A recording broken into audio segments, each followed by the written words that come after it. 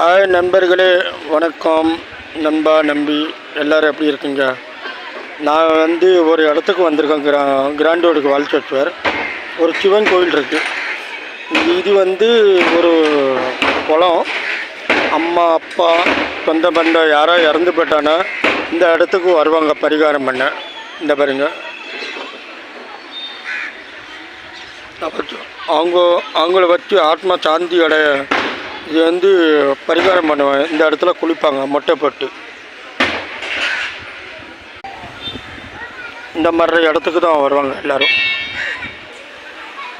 இது பரிகாரம் பண்ணுவாங்க.